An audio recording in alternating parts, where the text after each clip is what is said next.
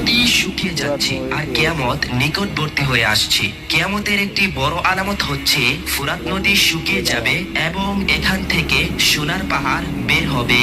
রাসূলুল্লাহ সাল্লাল্লাহু আলাইহি ওয়াসাল্লাম বলেছেন, সে পর্যন্ত কিয়ামত সংঘটিত হবে না যতক্ষণ না ফুরাত নদী থেকে সোনার পাহাড় বের হবে। আর এই সোনার পাহাড়কে কেন্দ্র করে মানুষ যুদ্ধ করবে এবং প্রতি 100 জনে 99 জন মানুষ মারা যাবে। এই 100 জন মানুষের মধ্যে যে একজন বেঁচে যাবে সে মনে করবে মনে হয় আমি শুধুমাত্র একাই বেঁচে আছি। রাসূলুল্লাহ সাল্লাল্লাহু আলাইহি ওয়াসাল্লাম বলেন, ফুরাত নদী থেকে যখন স্বর্ণের পাহাড় বের হবে সে সময় যে ব্যক্তি সেখানে উপস্থিত থাকবে সে যেন তা থেকে কোনো কিছু গ্রহণ না করে। আর এই ফুরাত নদীর পানি 1999 সাল থেকে শুকাতে শুরু করেছে। যে এক সময়ে ফুরাত নদীর পানির গভীরতা এত পরিমাণে ছিল সেই গভীরতার পানি আজ কমতে কমতে শুকিয়ে প্রায় শেষের পথে।